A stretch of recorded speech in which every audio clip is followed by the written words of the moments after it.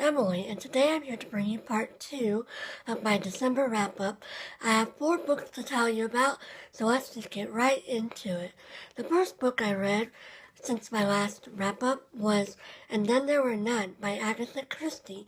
I have never read any Agatha Christie prior to reading this, and I really enjoyed it. It's about 10 strangers who all are brought to an island under mysterious circumstances, and then one by one they start getting picked up and dying in mysterious ways, and it's a murder mystery, and the survivors are, as they keep getting littler and littler, they are trying to figure out who is the murderer, and it's quite fun, and it's, Agatha Christie's most popular and most famous work, as far as I know. My brother lent this to me, and I wanted to get this read before Christmas so that I could get this back to him. And this was an interesting reading experience for me because I thought I knew who the murderer was. Like, I was pretty confident through the whole book, and then at the end I found out I was wrong, and I was like, what? So now I want to reread this knowing who the real murderer is, and seeing if I can pick up on the clues that show who that person is before it's revealed at the end. And the reason I thought I knew who the murderer was because this fall I've been watching Edgar Allan Poe's Murder Mystery Party, which is a web series on YouTube that's put on by Shipwreck Comedy, and I'll link it down below. And in the comments every week, people would post their ideas on who they thought the murderer was, because it's a similar scenario, a bunch of people gathered together at a dinner party and they get picked off one by one. And a lot of people mentioned this book, and they said they thought it was following the plot. And based on how the murder mystery party ended, I thought I knew who the murderer was, but it ends differently in this book. So I partially picked it up because of that, the murder mystery show, and then I partially picked it up because, I wanted to get it back to my brother by Christmas. So yeah, I really enjoyed this, and I had a lot of fun reading it, and I'm glad to say that I've read some Agatha Christie now. So then the next book I read was another short and small book. I read The Spanish Bride by Laurien Gardner. I received this book from a coworker in February, and Laurien Gardner is a friend of hers, and so she gave this book to me, and I finally got around to reading it. I wanted something short and small because, in December I'm running around a lot, and I wanted something I could carry in my purse. So this is a historical fiction novel about Catherine of Aragon, who was Henry VIII's first wife, and she comes from Spain, and she is married to Henry's brother Arthur first, and then after Arthur dies, she marries Henry himself, and then eventually, Henry wants to marry Anne Boleyn, and so he kicks Catherine out and puts her in exile. So the story goes between Catherine and arriving in Spain when she's a young girl, and then it flashes forward to when she's in exile after Henry has married Anne Boleyn. So it's a non-linear timeline, and it could get confusing sometimes because it wasn't going in order.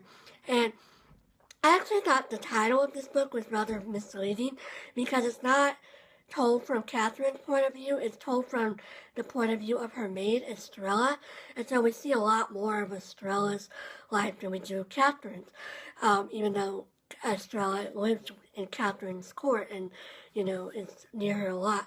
And I actually, so, in this time period, women, their sole function is to marry well and to produce sons for their husbands. And Estrella, throughout the book, she's talking about, how important honor and dignity is. And there's a real emphasis on, knighthood and, Arthurian chivalry. So there's a lot of emphasis on Arthurian chivalry and, keeping your honor intact and things like that. But then Estrella falls in love with a man, a lord, and, she has relations and all that. And then she finds out he's not going to marry her, and she's all upset, even though this whole time she's been talking about, how important it is for marriages to honor her family and, help them. And then she gets mad that this man isn't going to marry her, even though she already knew that their classes were very different. I don't know, it just felt very disjointed, you know. It was like she said one thing and then she was doing another thing. So for that, and for the fact that it's not that much about Catherine, I would just say that I only gave this book 2 stars, and it was okay. It was fair, but it wasn't like I didn't feel anything exciting about it. And like I said, I mostly read it because it was short and sweet. I can't say I recommend it. You know, if you love the Tudors, then maybe you'd love it. But otherwise, I'd say there's a lot better historical fiction books out there. So then, throughout the month of December, I've been reading Letters of Note Volume 2, which is edited by Shaun Usher, and I received this book from Library Thing for a review, and I already wrote my review on Library Thing, and then I posted it on Goodreads. But just real quickly, I really like this book. I received Volume 1 of Letters of Note for Christmas in 2014, and really adored it. It's a collection of letters, and what's really cool about it is when it's available, they show you the actual letter itself.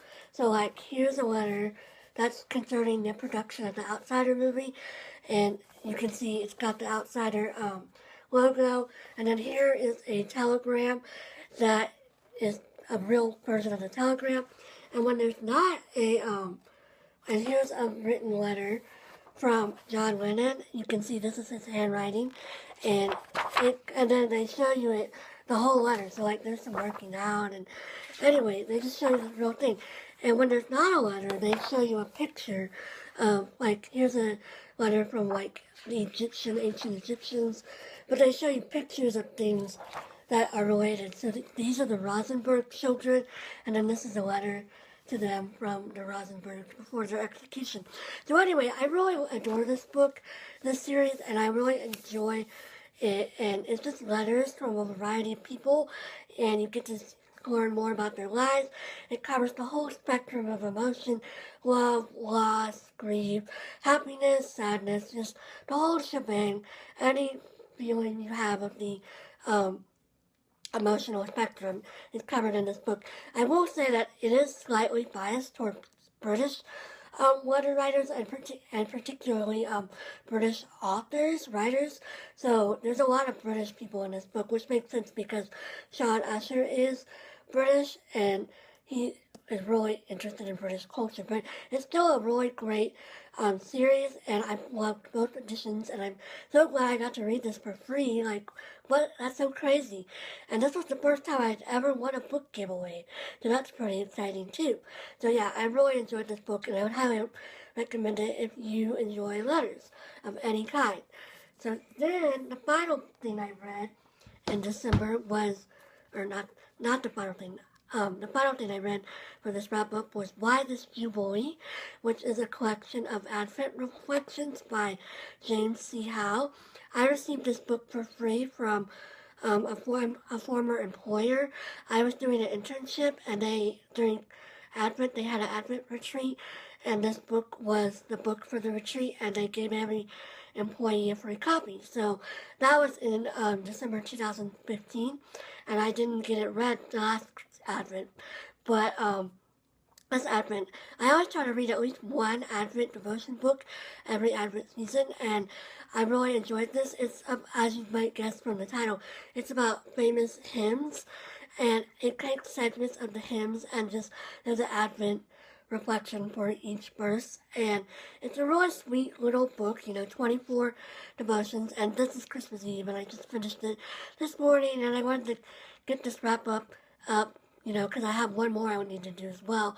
I need to do part 3, which I will only have 2 books in it, and then a last, like a overall overview. That's repetitive. Just a really quick wrap up of my entire year. So yeah, I really enjoyed this. If you are looking for an Advent devotional book for next year, I would highly recommend this. As you can see, it's got a really beautiful cover with lights and snow falling on it. And yeah, thanks for watching, and I hope everyone has a Merry Christmas, and I will see you after Christmas. Bye!